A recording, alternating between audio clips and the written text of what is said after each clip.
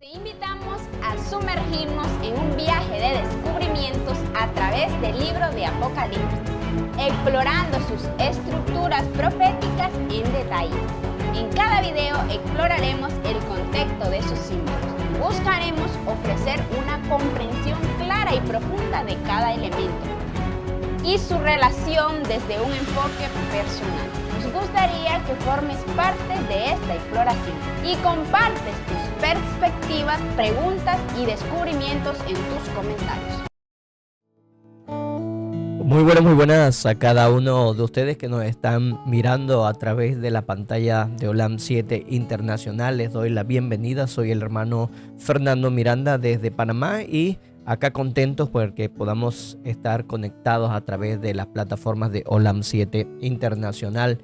Hoy vamos a continuar con nuestro tema aquí en este su programa de Explorando el Apocalipsis, las estructuras proféticas que estamos estudiando a fondo. Estamos estudiando lo que son las 7 iglesias, pero estamos estudiándolo desde una perspectiva en la que nosotros primero vamos a encontrar la raíz del problema de cada iglesia y conectarlo ahora con la última iglesia, porque todo esto son mensajes para nosotros los que vivimos en el tiempo de los fin de los días, y que todo y cada uno de los mensajes que nosotros encontramos en la Biblia son aplicables directamente para cada uno de nosotros. Así que cada mensaje que nosotros encontremos en cada una de las iglesias se aplica directamente hacia nosotros. Así que al encontrar la raíz del problema, por ejemplo, de la iglesia de Éfeso, nosotros entonces estaremos encontrando la raíz del problema de la iglesia de Laodicea, que es la última iglesia en la cual nosotros nos encontramos.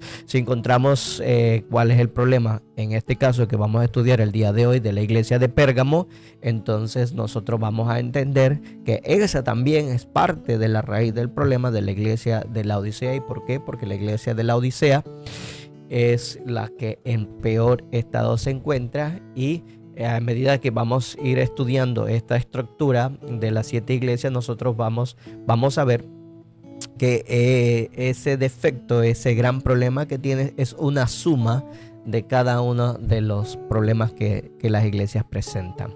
Ok, pero antes de comenzar este programa, quiero que me acompañen en una pequeña oración pidiéndole la bendición a nuestro Señor.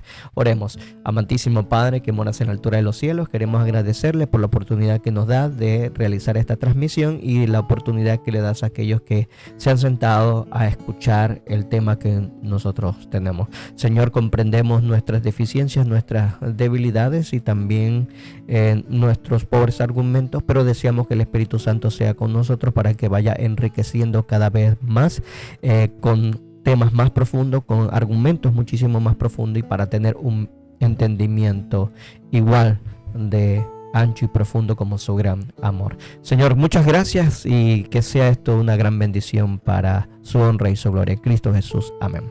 Bueno, sí, como les decía, en este tema nosotros estamos abordando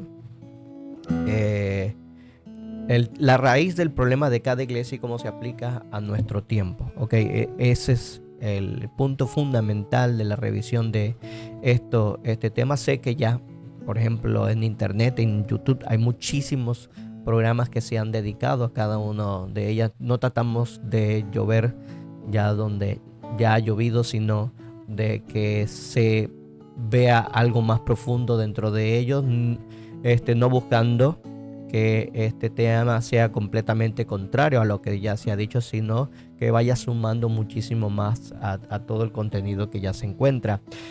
Por eso no busco abarcar en cada una de las palabras el significado. Puede que someramente lo vea, puede que en alguno lo tome como importante el conocer el significado para poder entender el contexto, ¿no? Pero lo que quiero que siempre recuerden es que lo que nosotros buscamos es la profundidad del problema, dónde se encuentra el problema. Ahora, cuando nosotros leemos el libro de Apocalipsis, nosotros podemos ver claramente que Cristo Jesús lo anuncia, pero ¿qué nos lleva a ¿qué nos lleva a nosotros como iglesia? ¿Qué nos lleva a nosotros el haber caído en ese estado? Eso es lo que nosotros hoy vamos a tratar de comprender, y con todos los videos que nosotros acá tengamos, ¿ok? Sí, habíamos dicho, por ejemplo, si buscamos en nuestro tablero, vamos aquí a buscar nuestro tablero, habíamos creado una gráfica en la que nosotros estamos analizando que cada una de las iglesias, como habíamos visto en el repaso de los primeros videos cuando estábamos hablando en forma general. Simplemente hoy quiero recalcar esto, de que el mensaje de las iglesias es un mensaje que se da para nosotros, para nuestro tiempo, o sea, para acá, para la iglesia de Laodicea. Acá en la última iglesia, y estábamos viendo que a medida que va pasando el tiempo, a medida que va transcurriendo al tiempo hacia esta última parte de los días, lo que la iglesia le pasaba, el problema en el que la iglesia iba decayendo su espiritualidad, y por lo cual Jesús le da una reprensión, marca un estado progresivo de la iglesia, y que esa obra que estaba realizando Cristo Jesús en el santuario celestial, en el lugar santo, en medio de los candelabros, estaba indicando de que Él está trabajando forzosamente para que la llama de las iglesias no se apagaran. Por eso son las reprensiones que nosotros vemos, para que esa llama no se apagara y Él no tuviera que quitarla del puesto en la que se encontraba. Pero que el mensaje de la iglesia no se restringe solamente para la época en el que se realizó, sino que el mensaje que se le da, por ejemplo, a Éfeso, es un mensaje directo, se le da a la iglesia de Laodicea, que el mensaje que se le da a Pérgamo es un mensaje directo que se le da a la iglesia de Laodicea, porque es la que se encuentra en el peor estado, porque está pronto a ser vomitado, expulsado de la presencia del Señor por el grado de apostasía que conlleva, y que ese trabajo que Cristo estaba realizando, o que está todavía realizando en el templo celestial, es un trabajo que busca rescatar de esa condición, pero que muestra una tendencia muy clara que la iglesia debe de conocer, de que esta presenta una caída gradual en el tiempo, ¿ok? Presenta una caída gradual en el tiempo, pero que si Cristo no estuviera trabajando, fuera total, fuera completa hacia la apostasía. Y vemos entonces, por ejemplo, en el caso de Esmirna, que esa decadencia que llevaba la iglesia de Éfeso en el tiempo, se corrigió, y ahora entonces se elevó a un estado de mejora, de más pureza, aunque no completa, no total, ¿okay? No buscamos aquí la pureza, decir que las iglesias llegaron a ser puras en totalidad, porque el aspecto humano siempre involucraba algún defecto en ella. Por eso vemos el ejemplo de Éfeso, a pesar de que los apóstoles fueron los que dieron el fundamento, seguido de Cristo Jesús, por supuesto, sobre esta iglesia, y que tuvo una de las mayores bendiciones de todas, que fue el derramamiento del Espíritu Santo. Nosotros vimos que incluso Pedro llegó a cometer errores. ¿Qué errores? Recordemos que Pablo tuvo que reprenderlo porque había comenzado a judaizar nuevamente. Así que el aspecto humano siempre ha sido una limitación que la iglesia ha tenido, para que ese trabajo que Cristo estaba realizando para llevarlo a la pureza, entonces no permitiera que progresara. Pero Cristo entonces se vio en esto de necesidad, de deseo de ayudar a sus iglesias a que comprendieran cuál era el estado en el que se encontraban, para que ellos pudieran mejorar. Pero recordando que el mensaje de la iglesia se estaba dando completamente hacia nuestro tiempo, o sea, hacia ellos y hacia nuestro tiempo. Estaba proyectado de esta manera. Ahora, yo veo que muchos no aplican completamente el mensaje hacia nosotros, como si la condición laodicense no tuviera nada que ver, por ejemplo, con la de Éfeso al dejar su primer amor, como si la condición en la cual se encontraba Esmirna pues no se aplica para nosotros como debiese ser. ¿En qué sentido? Recuerden que la iglesia de Esmirna sufre una persecución, lo lleva a una pureza porque hay una separación de la iglesia de aquellos que eran hipócritas y aquellos que querían permanecer firmes, manteniendo el nombre del Señor muy por alto, inclusive por más allá de su propia vida o de las posesiones que podría tener, hacía que la iglesia se viera libre de hipócritas, se viera libre de aquellos falsos cristianos. Así que la muerte realmente llegó a ser una gran bendición para el tiempo de Esmirna. La persecución llegó a ser un agente purificador de la iglesia, por lo tanto debería ser aplicable a la iglesia de Laodicea. Habíamos ya visto algunas citas con respecto a esto. Solamente quiero agregar una más porque hay muchísimo más. Lo que pasa es que como el tiempo no nos permite abarcar todo inmediatamente, vamos a ir añadiendo un poquito a poco de cada programa sobre un mismo concepto, porque no quisiera avanzar por ejemplo, hoy vamos a hablar de la iglesia de Pérgamo, pero no quisiera avanzar a la iglesia de Pérgamo si no hemos entendido claramente el concepto de la iglesia de Esmirna. Estamos hablando de la pureza que debería llevarse también a la iglesia de Laodicea por medio de este proceso que se conoce como persecución, un proceso de purificación, de limpieza, de emblanquecimiento de la iglesia de Dios, o sea, sus santos. Ok, vamos a verlo. Bueno, dice aquí claramente en el conflicto de los siglos, en la página 44. Me encanta este capítulo, el capítulo número 2, la fe de los mártires.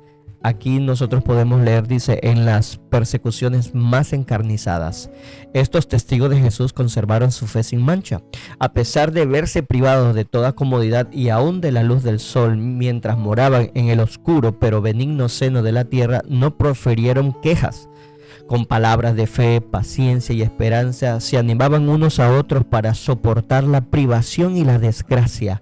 La pérdida de todas las bendiciones temporales no pudieron obligarlos a renunciar a su fe en Cristo. Las pruebas y la persecución no eran sino peldaños que los acercaban más al descanso y a la recompensa. Si notan claramente, la cita del Espíritu de Profecía nos dicen que la persecución y las pruebas que estaban pasando ellos, y recuerden que habíamos dicho que ese era el tiempo en el que la iglesia era arrojada a mazmorras, eran arrojadas a las cárceles y olvidados allí. Eran personas que incluso se habían colocado dentro del Coliseo como especie de circo, de burla, para que las personas de ahí gozaran de su muerte desastrosa por medio de animales salvajes. Sí, pues para la iglesia en aquel entonces eran peldaños que lo acercaban a ese descanso, dice, a esa recompensa.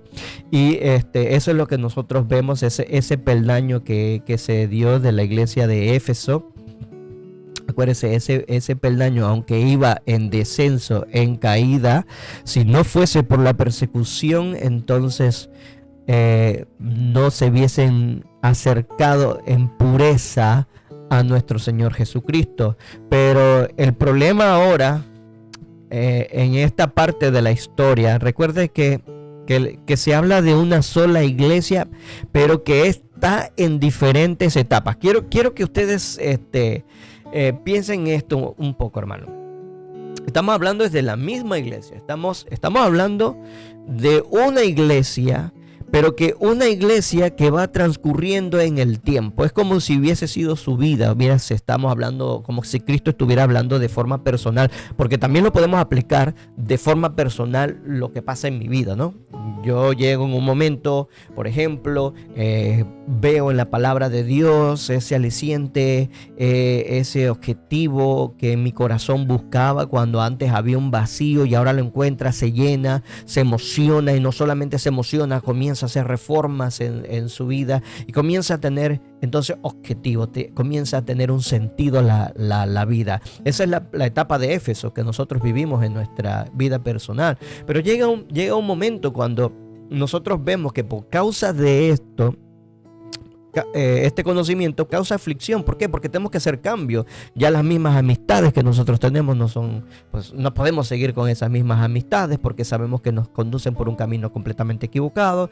Ya incluso el trabajo, tengo que cambiar el tipo de trabajo que tengo. Incluso si el trabajo me estorba a mí para esa realización espiritual, ya tengo que abandonarlo. Entonces esas pruebas, esas dificultades nos van purificando más, y sobre todo si somos por ejemplo rechazados por nuestros familiares, por nuestros amigos o nuestros vecinos, nosotros vamos viendo que esa parte de la persecución de la iglesia de Esmirna también se va viviendo en nosotros. Y ahora, si nosotros vivimos más consagrados a Dios, pues los ataques de Satanás serían muchísimo mayores. Vamos a leer una cita para que se me viene a la mente la cita, y quiero utilizarla para que ustedes vean que las cosas son así. Y después vamos viendo que hay un relajamiento de parte de nosotros. Ese primer amor que nosotros teníamos se va enfriando, se va disminuyendo.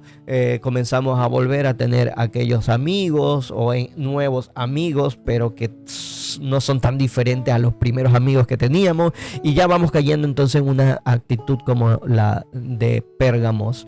Y si no nos damos cuenta del mensaje que Cristo Jesús está dando en cada una de esas iglesias y que se aplica de forma personal, pues definitivamente vamos a caer en el peor estado de todos, ¿no? Que es el de la iglesia de la Odisea, en el cual podría sentirse que tiene todo, lo sabe todo, que es rico espiritualmente, pero que está completamente muerto espiritualmente. Entonces así la iglesia se aplica igual personalmente a cada uno de nosotros. Ok, sí, yo creo que me están entendiendo, ¿no? Creo que me están entendiendo el concepto que nosotros estamos aplicando a las iglesias, no solamente a la iglesia de los últimos días, sino a nosotros mismos personalmente. Ahora voy a leerle la cita que se me vino a la mente porque considero que es muy importante. Vamos a leerla, está en el conflicto de los siglos. Está en el conflicto de los siglos, en el capítulo 23. Está en esta parte de la sección 448.2. Ok, en ese párrafo acá abajo dice, bueno, está hablando acerca de los fanáticos, está dando una descripción de los tiempos de 1844, cuando se dio el primer chasco, y que resurgió el fanatismo dentro de la iglesia adventista. Pero mire lo que dice aquí, esta es la parte que quiero que ustedes entiendan. Despierte el pueblo de Dios en su somnolencia, en esta parte aquí, en este párrafo. Despierte el pueblo de Dios de su somnolencia y emprende seriamente una obra de arrepentimiento y de reforma. Escudriñe las escrituras para aprender la verdad tal cual es en Jesús. Conságrese por completo a Dios y no faltará pruebas de que Satanás está activo y vigilante. Manifestará su poder por todos los engaños posibles y llamará en su ayuda a todos los ángeles caídos de su reino. Sí, bueno, ¿qué quiero decir con estas citas, hermanos?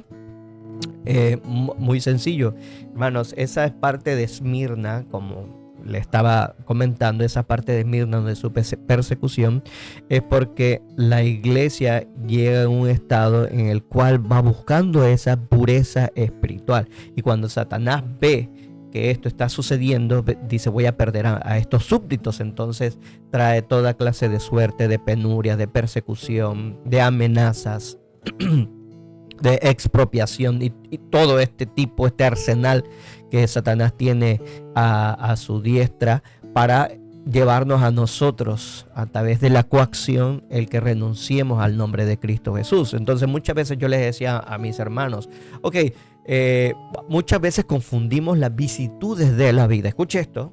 Nosotros confundimos las vicisitudes de la vida. ¿Qué son las vicisitudes? Aquellas cosas que nos pasan. Se me dañó el carro, se me dañó de una forma aparatosa, tuve un choque, alguien me pegó en el carro, me lo dañó, qué sé yo, tuve un problema financiero, X y Y razón. Nosotros decimos, oh sí, esto es la manera como Satanás está buscando renunciar de mi fe, pero hermanos, son vicisitudes de la vida, eso los vamos a tener todo el tiempo, y también los que no buscan a Jesús con sinceridad de corazón sufren de esto cotidianamente. Y tenemos que entender que la misericordia de Dios está en cada uno de nosotros, seamos buenos, seamos malos. El sol, la lluvia viene a su tiempo, seamos buenos o seamos malos. O sea, son cosas que suceden en la vida. Siempre he dicho, siempre hay un momento en nuestra vida donde hay esas vacas gordas, pero llega un momento donde tenemos esas vacas flacas. Eso es cotidiano, son vicisitudes de la vida. Pero cuando usted entre en una obra de reforma muy cabal, muy profunda, muy sincera, donde Satanás ve a usted que hay esa escalada hacia una verdadera pureza, entonces ahí es donde vamos a conocer quién realmente es Satanás. Ahí veremos que ya no son vicisitudes o cosas que suelen suceder, sino que son ataques directos del enemigo, y ahí lo vamos a entender. Ok, hay una gran diferencia en esto. Ahora vamos, entrando en la iglesia de Pérgamo, quiero que nosotros reconozcamos ciertas condiciones dentro de ella. Recuerde, la pregunta es, ¿qué lleva al pueblo de Dios a tener ese problema en el cual Dios dice, oye, tengo que darte una severa reprensión? Ok, vamos a leer un poquito la Biblia al respecto. Vamos a analizarlo. Vámonos entonces a la Biblia, vámonos al capítulo, estamos todavía en el capítulo 2, aquí en el versículo 12 dice, y escribe al ángel de la iglesia en Pérgamo, el que tiene la espada aguda de 2 filos, dice esto: yo conozco tus obras y dónde moras, donde está el trono de Satanás, pero retienes mi nombre y no has negado mi fe, ni aun en los días en que Antipas, mi testigo fiel, fue muerto entre vosotros, donde mora Satanás. Pero tengo unas pocas cosas contra ti, que tienes ahí a los que retienen la doctrina de Balaam, que enseña a Balac a poner tropiezo ante los hijos de Israel, a comer de cosas sacrificadas a los ídolos y a cometer fornicación.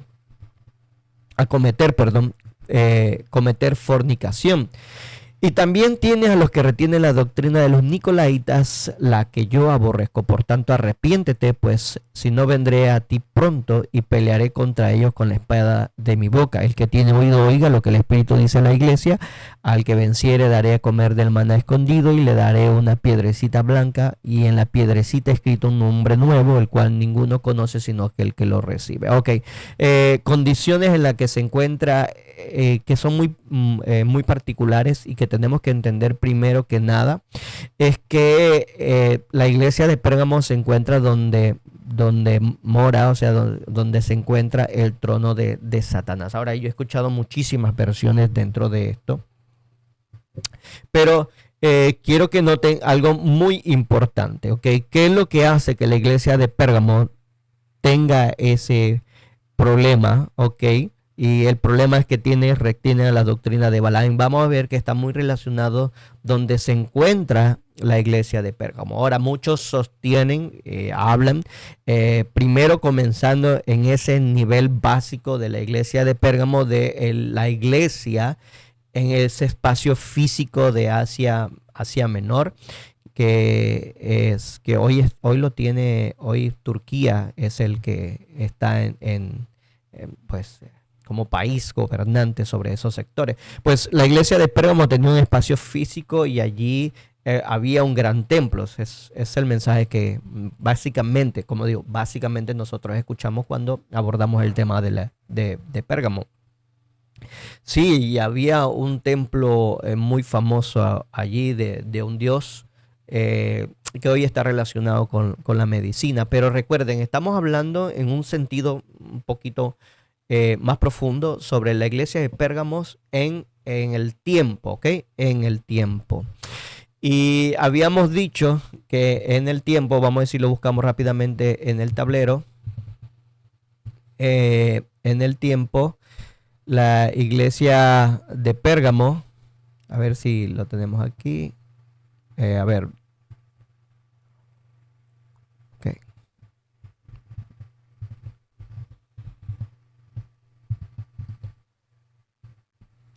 Bueno, aquí lo tenemos, lo estaba buscando, es que había perdido.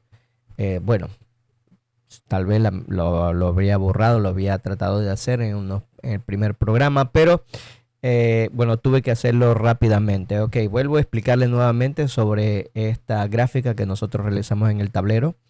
Que tenemos que ver primero que nada que las iglesias es un contexto de tiempo, o sea, no podemos hablar de los mensajes de la iglesia de la Odisea si no conocemos su contexto histórico. Cada línea, cada iglesia representa una época de la iglesia. Una sola iglesia, recuerden, una sola iglesia a través del tiempo, a través de lo que iba desarrollándose, pues la iglesia iba entrando en cierto estado en la cual ahora Dios reprende o simplemente exhorta a seguir avanzando, ¿ok? Entonces, en el año 27, sí, en Éfeso, tenemos allí que ese fue el contexto de la historia de Éfeso. Pues la misma pluma inspirada nos los dice claramente. Y la época de Esmirna de 100 al 323, cuando se dieron las persecuciones terribles por parte del paganismo, y en este caso específico, Roma, ¿ok? Roma era el poder gobernante en aquel entonces.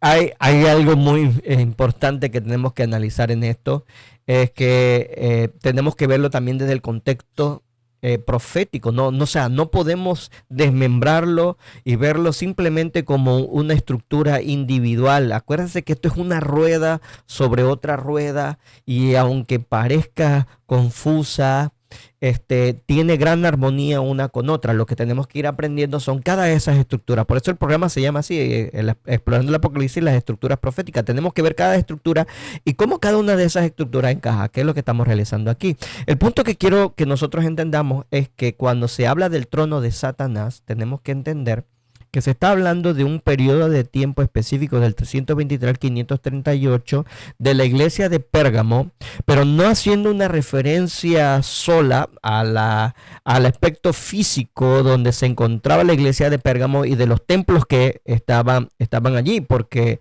recuerden que toda esta zona que se encuentra en Asia, toda esta zona estaba plagada por el paganismo. Estos eran los dominios que tuvieron los griegos en un inicio, y los griegos fueron los que maximificaron el conocimiento mundano, fueron los que crearon grandes bibliotecas. Recuerden la biblioteca de Alejandría que ellos realizaron en Egipto y que por una pelea entre ellos y los romanos, en los tiempos de Cleopatra, si no me equivoco, se llegó a incendiar y se quemaron todos esos registros, que era algo monumental. Nunca antes visto una biblioteca de tan gran tamaño y que contenga tan grandes volúmenes de toda la historia y de todo el conocimiento, la ciencia que había en aquella época. Los griegos hoy en día, la influencia griega sobre nosotros es tan grande, para que tengamos un alcance de su conocimiento, pues toda la matemática, Pitágoras, todo esto, nosotros esos conceptos todavía nosotros lo poseemos. Así que también el paganismo se había desarrollado de una manera tremenda, y Roma era la que había conquistado Grecia, pero que estaba también bajo la gran influencia de su cultura y sobre todo de su paganismo. Nada más que, bueno, gran parte de la religión romana tenía como fundamento la griega. Así que Pérgamo, no solamente había un culto a un dios o un templo en ese lugar. Por ejemplo, tenemos el caso de Éfeso, pero no se marca como que ese templo en Éfeso era la silla de Satanás. No abarca eso. Tenemos que verlo bajo el contexto profético, y la manera de nosotros saberlo es en Apocalipsis, por ejemplo, habla acerca que el trono, Satanás tiene un trono, Satanás. Vamos a leerlo rápidamente. Aquí lo tenemos en el libro de Apocalipsis, en el capítulo 13. Y aquí en el capítulo 13 hace una descripción de una bestia que sube del mar, cuyas características son similares a la característica de ese dragón escarlata, muy similares al del dragón escarlata del capítulo 12, que ya usted ha leído, que es hace una representación directa a Satanás, pero también una representación indirecta a Roma y en este caso al paganismo, que era el que adversaba al cristianismo. Bueno, esa es otra estructura que vamos a estudiar un día de estos, pero vamos a verle cómo se aplica en este momento a los mensajes de las iglesias. Ok, dice, me paré sobre la arena del mar y subí al mar una bestia que tenía 7 cabezas y 10 cuernos, muy semejante a la del dragón, y con sus cuernos 10 diademas y sobre sus cabezas un nombre blasfemo. Y la bestia que vi era semejante a un leopardo, y sus pies como de oso, y su boca como boca de león. Y el dragón le dio su poder y su trono y gran autoridad. Ok, quiero que hagamos un alto aquí. ¿Por qué? Porque nos está diciendo que esa bestia que tiene semejanza al leopardo, pies como oso y boca como boca de león. Recuerden que son las mismas figuras que utiliza Daniel en el capítulo 7 cuando habla acerca del cuarto poder, la cuarta bestia, el cuarto reinado o imperio, como nosotros le llamamos. Y este imperio ahora tiene esas características de todas las bestias que salen en el libro de Daniel, todas las características en una sola. ¿Ok? O sea que muestra una gran continuidad del mismo proceso que lleva un imperio tras otro, marca una misma semejanza, no es tan diferente de una del otro. Ok, el punto es que este dragón, ok, o sea, representa a Satanás de forma directa y de forma indirecta representa a Roma como perseguidor de la iglesia de Cristo Jesús. Lo vimos cuando trató de hacerlo con Jesús cuando era pequeño. Vemos que Roma, a través de Herodes, el rey, intentó matar a Jesús. Hizo una gran matanza de niños. Vemos como Roma también es el que le da la muerte a Cristo Jesús, y esto por inducción de los fariseos y de los judíos que adversaban directamente a nuestro Señor. Así que Roma está allí entremezclada en la historia de Éfeso, y claro, y sigue siendo a través de la iglesia de Esmirna y por supuesto a la iglesia de Pérgamo. Así que este dragón ahora le da un poder, tiene un asiento, tiene un trono y tiene también gran autoridad. Y de esto está hablando la iglesia de Pérgamo, cuando vamos a ir nuevamente a buscar lo que nos dice Pérgamo.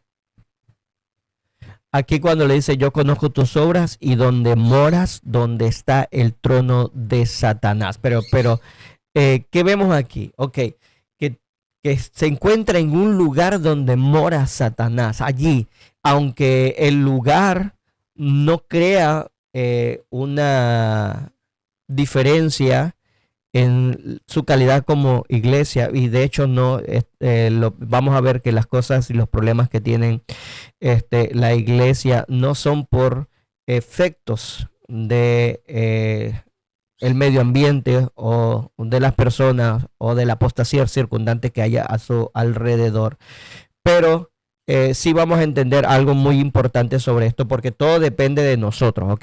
El medio ambiente en el que se encuentra la iglesia de Pérgamo no era un medio ambiente que influyera directamente en su conducta, directamente, siempre y cuando ésta tuviera esa pureza espiritual, ¿ok? No debería cambiarla en absoluto. Al igual tampoco, por ejemplo, Balaam, no sería un problema para Israel, por ejemplo, si nosotros no vamos a la historia de Balaam, como dice el capítulo 14, pero tengo unas pocas cosas contra ti, que tienes ahí a los que retienen la doctrina de Balaam, el problema de la iglesia de Pérgamo no era Balaam y la conducta que Balaam quisiera realizar. Lo vemos en la historia misma, donde Balaam trata de maldecir al pueblo de Israel y que salen de bendiciones, y no lo hace una sola vez, trata de maldecir a Israel varias veces, 3.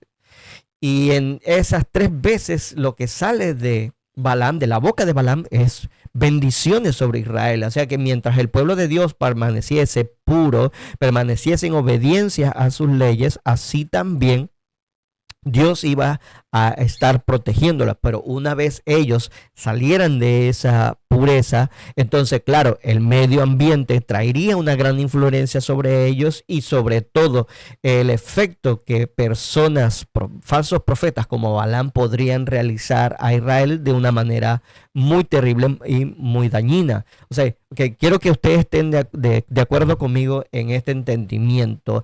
El problema de la iglesia de Pérgamo no era por el medio ambiente donde se encontraba. A pesar de que estaba en el trono de Satanás, él podía permanecer firme reteniendo el nombre de Cristo Jesús, y falsos profetas como Balaam o como los Nicolaitas, pues no harían ningún daño en absoluto.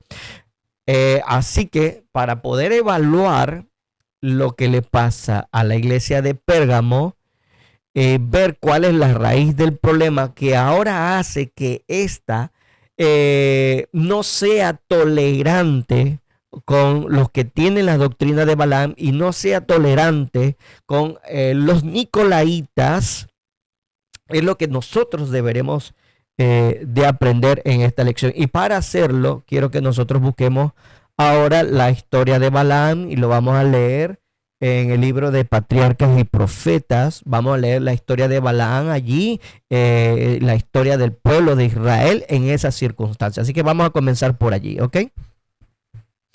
Ok, nos encontramos en el libro de la historia de los Patriarcas y Profetas. Y vamos a leer aquí de la página 430.2, de ahí en adelante vamos a ir leyendo. Yo les recomiendo que lean este capítulo para que puedan entender el concepto que trato de transmitir hoy. Espero que me vayan entendiendo, ¿ok? Estamos buscando la raíz del problema que lleva a los de Pérgamos en el tiempo ser tolerantes con los que sostienen la doctrina de Balaam y los Nicolaitas, ¿ok? Vamos a ir viendo esto. Dice de la siguiente manera: en este ambiente, vamos a leer un poquito más acá. Dice, recuerden que el contexto era que ellos ya estaban en el valle de Sitín, habían acampado a los israelitas, y los bosques de las acacias que estaban junto al río le proporcionaban agradable retiro. Ahí se encontraban. Ya los israelitas habían ganado. Recuerden que estaban en un conflicto entre varias naciones. Ellos lucharon con los amorreos, y con los amorreos habían ganado a Sehón, y después se fueron a la lucha contra Israel los de Basán, que era ese pueblo de gigantes, donde el mismo rey era un gran gigante, se le conoció como el gigante de los gigantes, y tenía el nombre de Og.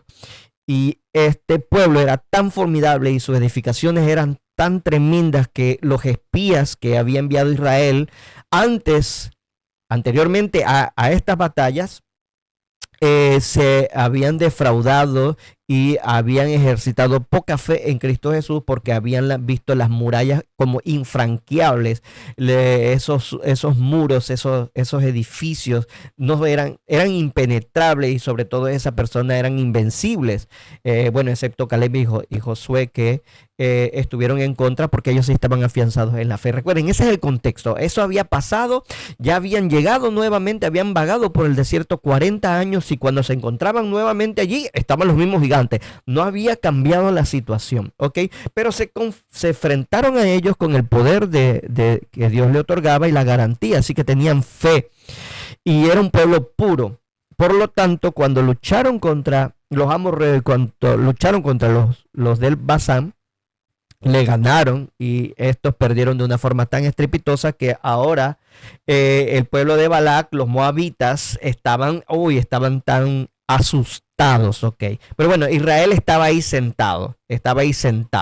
Balac estaba buscando a Balaam para maldecirlo porque sabía que por las armas no podía ganarle. Ok, este es el contexto. Yo espero que usted esté bien familiarizado y yo le recomendaría que usted lean estas historias. El punto es que ahí se encontraba ya Israel, ok. Estaba en el valle de Sitín, ahí ya. Estaban a punto de cruzar el Jordán e iban a enfrentar ahora a Jericó y que este iba a caer por la acción directa de Dios cuando se diera el último trompetazo. Ok, pero mire lo que pasa ahora. Dice, pero en este ambiente atractivo iban a encontrar un mal más mortífero que poderosos ejércitos de hombres armados o las fieras del desierto. Este territorio tan rico en ventajas naturales había sido contaminado por sus habitantes. En el culto público de Baal, la divinidad principal, se practicaban constantemente las escenas más degradantes e inicuas. Por todas partes se encontraban lugares notorios por su idolatría y su libertinaje, y cuyos nombres mismos sugerían la vileza y la corrupción del pueblo de Dios. O sea, ¿qué se encontraban los israelitas en ese lugar, en el valle de Sitín, donde habían acampado y tenían un agradable retiro? Pues había toda clase de escenas, dice así, degradantes e inicuas. Y cuando ellos están allí, en vez de quebrar todos esos altares, romper todo aquellas imágenes que habían en ese lugar, lo que hicieron simplemente es dejarlo allí, no lo tocaron. Pero mire lo que pasa. Dice, en este ambiente ejerció una influencia corruptora sobre los israelitas. La mente de ellos se familiarizó con los pensamientos viles que le eran sugeridos constantemente. La vida cómoda e inactiva produjo sus efectos desmoralizadores, y casi inconscientemente se fueron alejando de Dios y llegaron a una condición en la cual iban a sucumbir fácilmente a la tentación. Como habíamos leído anteriormente, recuerde, en el libro de Pérgamo, ellos se encontraban donde moraba Satanás. Ahora, esto era una condición, no es porque ellos así la quisieron. Recuerden que muchísimo de los cristianos fueron perseguidos en Roma. Esas iglesias que se mencionan ahí, especialmente la de Pérgamo, estaba prácticamente en el centro de la cultura del paganismo. Donde quiera que estén, en Éfeso, Esmirna, donde quiera que sea que ellos estuvieran, estaban bajo la influencia corruptora de ese lugar. Pero si ellos se hubieran mantenido puros, recuerde, esta es la premisa, si ellos se hubieran mantenido puros, constantemente alerta, vigilando las avenidas del alma, previendo de contaminar su mente, sus pensamientos de las cosas que se realizaran allí, pues ellos hubieran prevalecido perfectamente dentro de ellos. Pero vemos que hay una gran influencia. Ahí estaba, en medio de esto, y por supuesto, algo que muy importante y que voy a comenzar a apuntalar como la raíz del problema: no había persecución. No había persecución. Así lo mismo como Israel en los tiempos de Balaam, no como figura, sino como profeta. En aquellos tiempos, las luchas, las batallas que tuvieron los hebreos lo llevaron a esa pureza. Así lo mismo en los tiempos de Esmirna, en la iglesia de Esmirna, esa pureza era mantenida por las persecuciones que se estaban realizando en aquel entonces. Asimismo también el progreso. Habíamos leído que el progreso del cristianismo se dio porque Dios permitió la persecución como un instrumento en la que podía esparcir la semilla del mensaje a todos los rincones de la tierra. Ok, vemos importante, Dios permite que la persecución venga porque es un instrumento donde se propaga más rápidamente el mensaje de Dios, y muchos inconversos verán en el sacrificio, en los mártires, verán la obra de Dios manifestándose, y ellos ahora tomarán participación. Si no lo ven, entonces estarían inactivos, y esa es la palabra, voy a colocarlo así, inactivos, ¿ok? Estaba en un estado de ociosidad, y en ese estado inactivo, pues nos vamos relajando como seres humanos que estamos viviendo en este mundo de pecado. Nuestra naturaleza pecadora hace que nos relajemos. Bueno, tengo espacio, tengo libertad, puedo respirar tranquilamente, puedo obedecer las acciones de mi conciencia libremente, y ahí está el peligro, ahí se encuentra el peligro. Así los israelitas se encontraban en el peligro más terrible de ese momento, ¿no? De que se ejerciera una influencia corruptora sobre ella y que su mente se familiarice con los pensamientos viles que le eran sugeridos constantemente. Dice, la vida cómoda e inactiva produjo sus efectos desmoralizadores. Así que tenemos aquí que lo mismo en la iglesia de Pérgamo, esa vida cómoda e inactiva sin persecución produjo sus efectos desmoralizadores y casi, dice, inconscientemente se fueron alejando de Dios y llegaron a una condición en la cual iban a sucumbir fácilmente a la tentación. Bueno, espero que vayan comprendiendo. Hoy, bueno, estoy viendo el reloj y veo que se nos está yendo el tiempo. Vamos a dividirlo en dos programas, ¿ok? Vamos a seguir leyendo. Vamos rápidamente, ya estamos acercándonos al blanco. El objetivo era encontrar la raíz del problema. Vamos a seguir leyendo. Dice de la siguiente forma: al principio hubo muy pocas relaciones entre los israelitas y sus vecinos paganos, pero después de algún tiempo las mujeres madianitas comenzaron a introducirse en el campo. Recuerden que este era un plan concertado por parte de Balaam con Balac, ¿ok? Las mujeres ya comienzan a entrar allí. La aparición de ellas no causó alarma y tan cautelosamente llevaron a cabo sus planes que nadie llamó la atención a Moisés. El asunto, dice a Moisés al asunto. Estas mujeres tenían por objeto que sus relaciones con los hebreos seducirlos para hacerlos violar la ley de Dios, llamar la atención a costumbres y ritos paganos e inducirlos a la idolatría. Mire, lo mismo que estaba pasando en la iglesia de Pérgamo era lo que había sucedido en esa historia antigua de los hebreos. Por eso es que Dios menciona la doctrina de Balaam, no por nada. Esto tiene un objetivo, era que nuestras mentes fueran guiadas a lo que había sucedido con anterioridad. Bueno, ya Pablo también lo había dicho. Estas cosas habían acontecido para nuestro ejemplo, para que aprendiéramos de ello.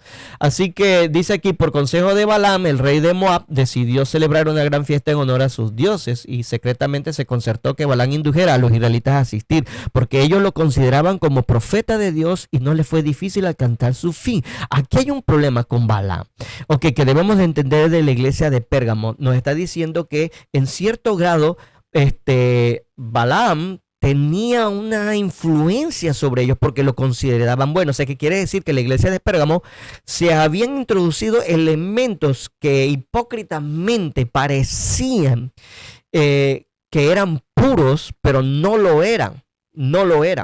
Y aquí hay algo muy importante. El efecto de haber perdido el primer amor desde un inicio de la iglesia de Éfeso había hecho que la verdad en ellos no estuviese a un tono en la cual ellas pudieran percibir el peligro y entonces ser intolerantes a la incursión de personas como tales. Recuerden que la historia nos enseña que el Espíritu de Dios ayudó, por ejemplo, a Juan y a Pedro a ver la hipocresía de Zafira y Ananías cuando trataron de tomarse lo que pertenecía de Dios. Espero que recuerden esa historia. El Espíritu Santo les ayudaba a comprender la hipocresía de esas personas que de otra forma no hubieran podido reconocer. Y esta era una de las cualidades hermosas que tenía la iglesia de Éfeso, que ellos sí podían ver quién eran los falsos apóstoles y rechazarlos contundentemente. Pero aquí el caso era que en Pérgamo ya se había pues esa pureza que se tenía al principio, al haber perdido el primer amor, tiene un efecto ahora en la iglesia de Pérgamo. Y esto a través del tiempo, recuerden, a través del tiempo. Ok, así que en la iglesia de Pérgamo, volviendo nuevamente a la historia, podemos comprender lo que le sucedía. Ok, entonces dice, hechizados por la música y el baile y seducidos por las hermosuras de los vestales paganas, desecharon su lealtad a Dios. Mientras participaban en la alegría y en los festines, el consumo de vino ofuscó sus sentidos y quebrantó los muros del dominio propio. Predominó la pasión en absoluto y habiendo contaminado su conciencia por las lascivias, se dejaron persuadir a postrarse ante los ídolos, ofrecieron sacrificios en los altares paganos y participaron en los ritos más degradantes. No tardó el veneno en difundirse por todo el campamento de Israel como una infección mortal. Los que habían vencido a sus enemigos en batalla fueron vencidos por los ardides de las mujeres. Mire qué tremendo. Y aquí es donde la influencia de Balaam comienza a tener un efecto. ¿Pero por qué hubo un efecto? Porque ya había una vida cómoda, una vida ociosa, donde las cosas que habían alrededor, al no haber sido desechadas completamente, comenzaron a ejercer una influencia en sus pensamientos, esto en su corazón, esto en su cuerpo, y las facultades mentales ya dejaron de gobernar y comienzan entonces las facultades inferiores, o sea, las carnales, comienzan ahora a gobernar el cuerpo. Bueno, esto lo estamos estudiando en el tema del carácter, con firme propósito en ese programa que vamos a seguir en continuidad, ¿ok? Para que se vaya entendiendo muchísimo más. Yo les invito a que vean esos programas que es del desarrollo del carácter, donde estudiamos las facultades superiores, las inferiores y cómo interactúan, cómo las facultades de la mente nos ayudan a entender este proceso. Bueno, aquí vemos que todas estas cosas que sucedió y cómo ellos llegaron a ser hechizados por los bailes, seducidos por las hermosuras de las mujeres paganas, se debió explícitamente al peligro más grande que el pueblo o la iglesia de Pérgamo tendría en ese momento de la historia, y que es también nuestra historia, la amistad. Las amistades, hermanos, es el punto principal en la cual nosotros podemos ahora entender que el problema de la iglesia de Pérgamo había conducido a una degradación moral. Acuérdense, la amistad, veían las mujeres, oye, qué linda que están por allí, oye, en aras de la amistad, yo pues quiero estar con ustedes, sin reconocer que hay una gran influencia, que nosotros tenemos en nuestras amistades. Muchas veces nosotros queremos que las amistades, por nuestro ejemplo, se conviertan, pero lo que nosotros logramos es completamente lo contrario. Ellos son los que nos convierten a sus principios, ¿ok? Vamos a leer una cita para ir deteniéndonos aquí y poder ir concluyendo en esta primera parte, porque lo vamos a llevar a un segundo, ¿ok? Ok, vamos a leer estas últimas citas. Dice así: Dios exige, estamos todavía ahí en ese mismo capítulo, en el 434 de la historia de Patriarcas y Profetas. Dice: Dios exige hoy en día de su pueblo que se mantenga tan distinto del mundo en sus costumbres, hábitos y principios como debía hacerlo el antiguo Israel. Si siguen fielmente las enseñanzas de su palabra, existirá esta distinción. No podrá ser de otra manera. Dice: los que siguen a Cristo deben separarse de los pecadores y buscar su compañía tan solo cuando hay oportunidad de beneficiarlo. No podemos ser demasiado firmes en la decisión de evitar la compañía de aquellos cuya influencia tiende a alejarnos de Dios. Mientras oramos, no nos deje caer en tentación. Debemos evitar la tentación en todo lo posible. Lo dice aquí, y la parte importante dice: los israelitas fueron inducidos al pecado precisamente cuando se hallaban en una condición de ocio y seguridad aparente. Se olvidaron de Dios, descuidaron la oración y fomentaron su espíritu de seguridad y confianza en sí mismo. El ocio y la complacencia propia dejaron la ciudadela del alma sin resguardo alguno, y entraron pensamientos viles y degradados. Y ahí estaban los traidores, dice, los traidores que moraban dentro de los muros, o sea, Balaam, ¿no? Como los Balaam, fueron quienes destruyeron la fortaleza de los sanos principios y entregaron a Israel en manos de Satanás. Así precisamente es como Satanás procura aún la ruina del alma. Antes que el cristiano peque abiertamente, se verifica en su corazón un largo proceso de preparación que el mundo ignora. La mente no desciende inmediatamente de la pureza y la santidad a la depravación, la corrupción y el delito. Se necesita tiempo para que los que fueron formados en semejanza de Dios se degraden hasta llegar a lo brutal o satánico. Por la contemplación somos transformados. Al nutrir pensamientos impuros en su mente, el hombre puede educarla de tal manera que el pecado que antes odiaba se vuelva agradable. Mire qué terrible. ¿Y causa de qué? De la amistad del mundo. Y esa era la amistad que tenía el pueblo de Pérgamo. Ahí donde comienza esos pasos hacia la apostasía. La maldad entró en su corazón no de una sola vez, eso fue por poco a poco, y primero por esa ocio y esa comodidad, esa estabilidad, esa libertad. Ya no hay persecución, ya no hay expropiación de terreno, nuestras conciencias estaban libres para poder pensar, creer, estudiar en lo que nosotros queramos. Entonces, en ese momento fue el más vulnerable de todos. ¿Por qué? Porque en eso Satanás aprovecha. Él quita la persecución porque dice, estoy perdiendo adeptos. Estoy perdiendo los adeptos. Quita la persecución y dice, ahora sí, voy a ir poco a poco, voy a ir influyéndola. Ahí están las mujeres, ahí están los sacrificios, ahí están los templos, ahí está la modalidad, el negocio, la prosperidad. Todo eso comenzó a corroer los pensamientos de los que vivían en los tiempos de Pérgamo, de la iglesia, y estas influencias fueron sucumbiendo. Y claro, Balaam entra y aprovecha esa oportunidad y ahora quiebra esa pureza que tenía el pueblo de Dios. Indujo inmediatamente, debido a esa influencia en sus pensamientos, indujo entonces a probar. Así que tenemos que estudiar acerca de Balaam para poder reconocer quiénes son los Balaam en nuestro tiempo. Tenemos que reconocerlo y eso lo vamos a ver en el siguiente programa. Pero ya hoy pudimos ver cuál es la raíz. Dejaron de orar, dejaron de estudiar, dejaron de buscar con tesón esa palabra de verdad. Y claro, ese trono de Satanás que es Europa y Asia, donde se encontraba en aquel entonces la iglesia de Dios, pues fue creando una influencia que fue disminuyendo esa pureza en ellos. Ok, pero eso tomó su tiempo y que vamos a seguir estudiando. Así que gracias por estar con nosotros una vez más. Gracias por ver el programa. Los invito a que vean la segunda parte de la iglesia de Pérgamo, porque aquí comienza la decadencia de la iglesia de Dios, y tenemos que ir reconociendo esos pasos para que no suceda en nuestro tiempo. Así que las amistades del mundo, el dejar la oración, la ociosidad por el bienestar mundanal que nos ofrece nuestro entorno, son el peligro de la iglesia de hoy en día, como lo fue en los tiempos de Pérgamo. Que Dios los bendiga y que nos guarde de estos problemas.